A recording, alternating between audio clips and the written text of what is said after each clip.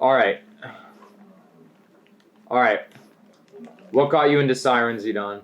Well, back when I was in, I think, kindergarten, I was just looking through the internet, going on YouTube, looking at all sorts of like electrical, engineering videos, all sorts of stuff like that. And there was a video suggested of a siren. I didn't know what it was. I was like, okay, let me see what this is. I clicked the video. I saw a little white thing up on a pole spinning around and making noise, and I was like, called my dad over. Dad, what is this? He said, oh, it's a siren. I'm like, okay, what does it do? He says it warns people. I'm like, okay, that's pretty cool. This is Edaan, and he's really into Sirens. No, hold on. We knew. Got it. My name's Edaan Friedman, and I'm really into Sirens. His name is Edaan Friedman, and he's really into Sirens. Edaan is the owner of Edaan's Mini Sirens, an online business operating under the proud headline, Sirens built specifically for enthusiasts. miraculously utilizing only the contents of his small garage, Edaan 3D prints and assembles true-to-life siren replicas before shipping them out to siren enthusiasts all around the country. I've shipped out of country a couple times. Once to Canada and once to Germany. Wow. Sorry, all around the world. I make these to really high precision, as you can see. The gap between the rotor and the stator is less than 0.5 millimeter. And this is just to ensure that there's the least amount of air leakage as possible, which allows it to be as loud as possible for its size. And what is that doing? I'm just clearing out the excess from the 3D printer. Got it. It doesn't really have much of an effect on its performance. It's more of just an aesthetic thing. There we go. Try it out.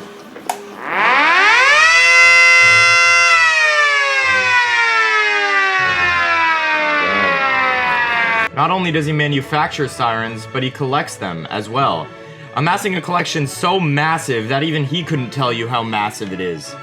And that's when I also really started to collect sirens. Now I have quite a collection. And then how many have you collected? I don't know. You don't know?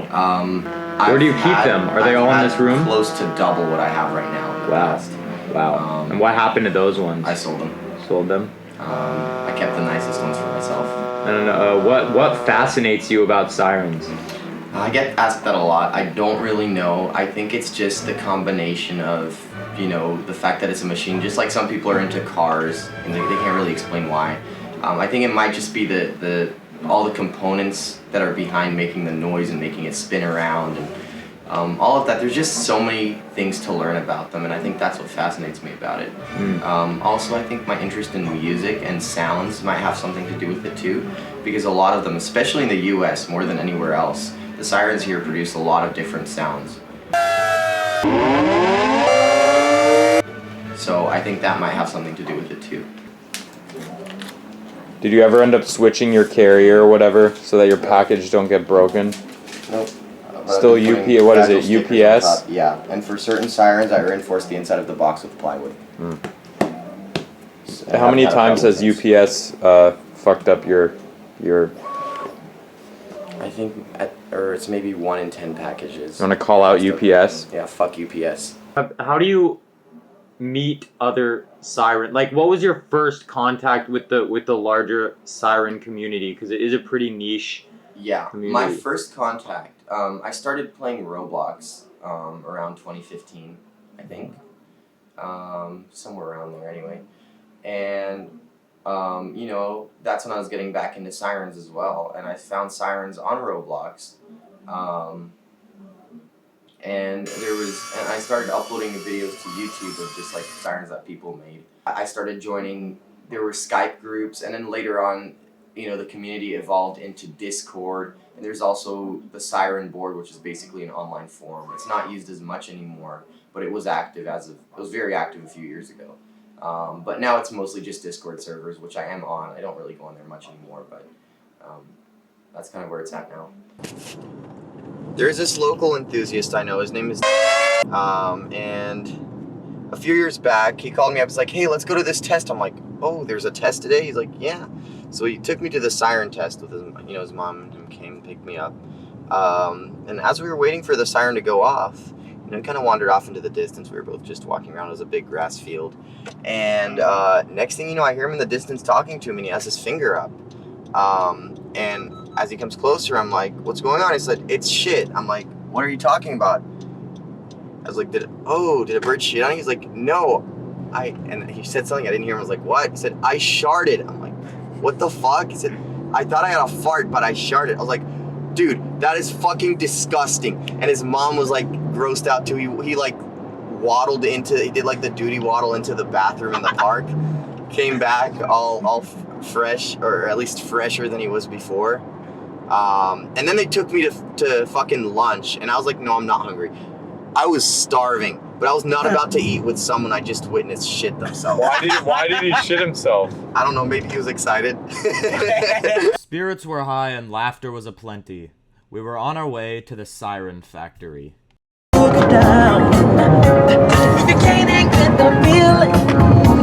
always get 2 drinks, because you drink one in the car and one while you're moving. Really, there's some people that always wash their car and then demand money over here. This is a map of all of the sirens we know of in California. And this is created by the Siren community. By me and a few others. All of these red dots here are from the LA system. What remains of it, anyway. There used to be almost twice as many. And then the pins are other systems. The different colored dots are also other systems. Yeah.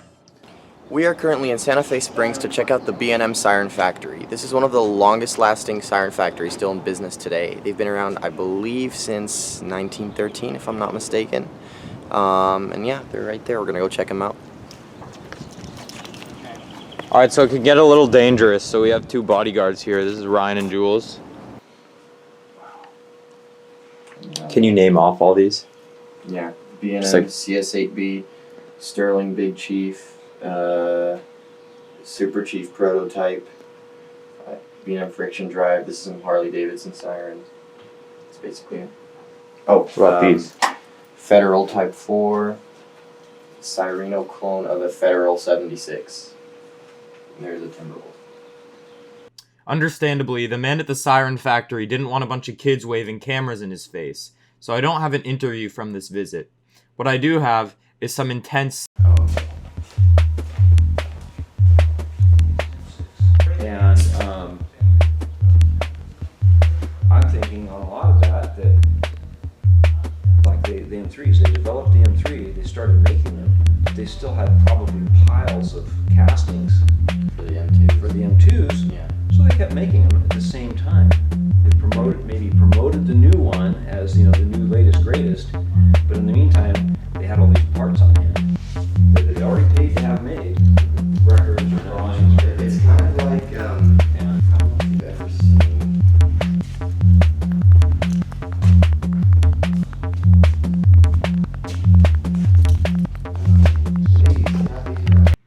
After leaving the factory, we drove around for a while looking for some sirens out in the wild. Unsurprisingly, the search didn't last very long, as Edaan found a siren almost immediately.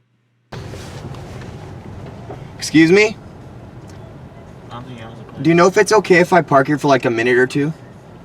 You see, we're just gonna check out that siren over there, that old air raid siren on the pole. This is a B&M 20 AR7, which stands for 20-inch diameter. AR is air raid, and 7 Really, just because do not it's block the driveway. 7-inch. Ryan? What? Shut up! There it is. We gotta be quick because we're not. I'm literally just gonna... Walk out for a second, get pictures, and go.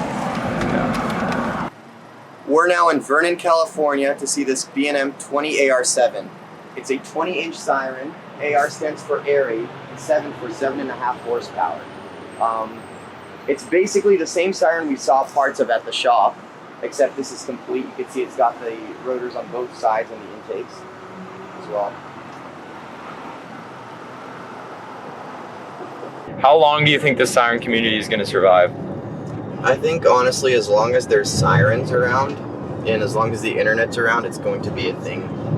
It's grown from what I've heard from people who have been in it for, since before the internet. It's grown a lot because, now younger kids that live especially in the Midwest where they have active sirens, they're able to hear them, and then they could find them online and find information about them. So it just starts for most people like that. So as long as the internet's around and sirens are around, the community is going to be around. Couldn't look you in the eye. You're just like an angel. Your skin makes me cry. You float like a feather in a beautiful world. I wish I was special. You're so fucking special. But I'm a creep. Edaan, you have taught me and everybody you know so much, and this video is dedicated to you.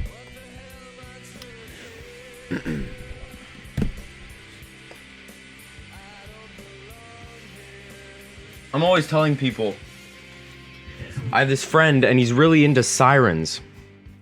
They always say, what the fuck you talking about? He's into sirens. And you know, I say, tornado sirens, like the things on the poles that you haven't heard ever, probably. And the things that everyone knows about, but doesn't really know about. I cannot think of anything more niche than sirens. And seeing you and so many others ride this niche with so much drive and so much interest is just so fucking inspiring to me.